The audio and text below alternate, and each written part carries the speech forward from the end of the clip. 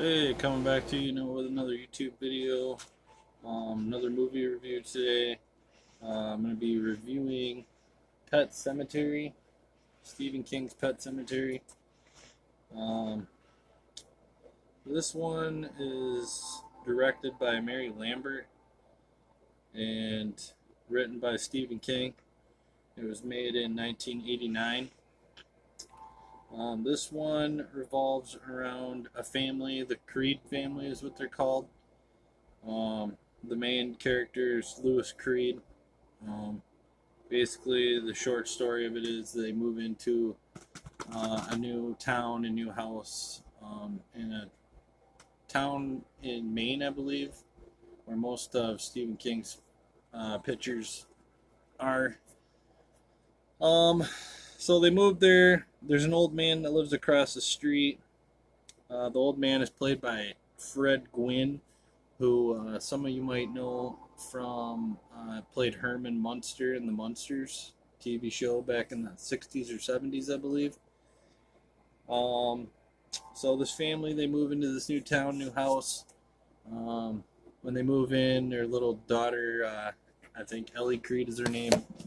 Um, she sees a path behind their house. She asks the old man where the path leads.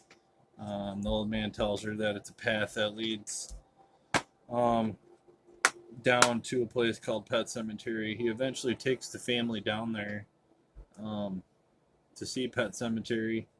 When they get down there, they realize that there's been a lot of pets that have been buried in there. And also that beyond Pet Cemetery, there's a place called the Packanack. I believe it's called the something Hackmatack maybe, or something or other. It's an Indian burial ground basically, and if you bury something there, it comes back to life. Um, what happens is their cat, which is named Church in the movie, ends up getting ran over by a car or a truck, and then Lewis takes the cat and brings it up to the Indian burial ground, and cat comes back to life.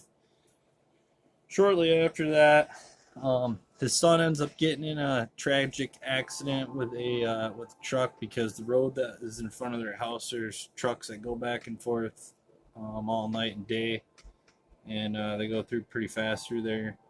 Ends up running over his son, and it kills him.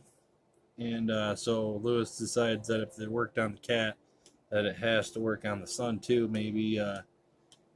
So he goes and he takes his son and he digs him up, which is kind of a gruesome kind of a scene. I can't imagine, on burying my son that I just buried. It'd be kind of nuts.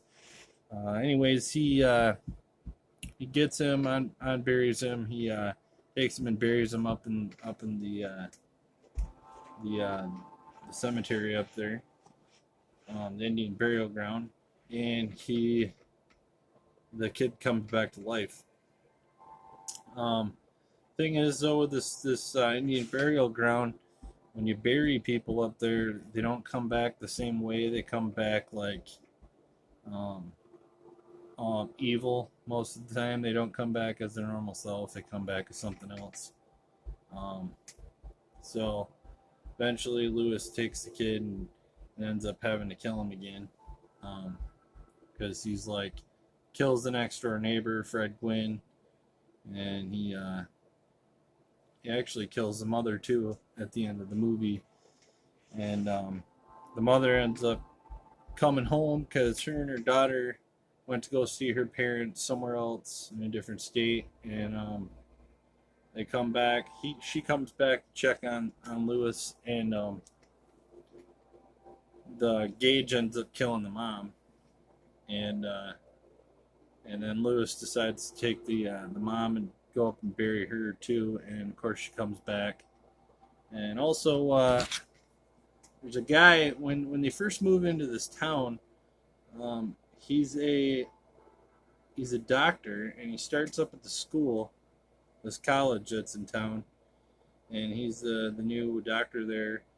And when he first gets there, this guy named Pascal, I believe his name is, um, ends up coming in on his first day of work, and he has got like a serious brain injury, gotten some kind of an accident, and this guy dies.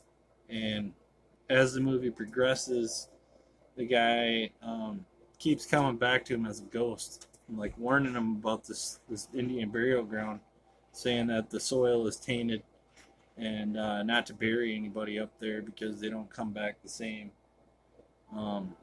way. And yeah, this film is really good. I really enjoy it. It's one of my favorites. They did come out with a sequel to this movie years later. I ended up having Edward Furlong in it from Terminator 2. Played John Connor there. I enjoyed that one too. I have that movie too, but I think I have it on VHS. I don't have it on DVD. Like I said, this movie is directed by Mary Lambert. She did a lot of horror movies in the 80s that she directed. I think she directed I think actually she directed the sequel to this movie too. And this is also a Stephen King movie. So yeah, I'm a big Stephen King fan. I like a lot of his movies. I don't read a lot of his books. I've read a few of them, but I don't do a lot of reading. So yeah, that's pretty much it for this one. It's a great horror movie. If you've never watched it, I definitely think you should give it a look. And thanks.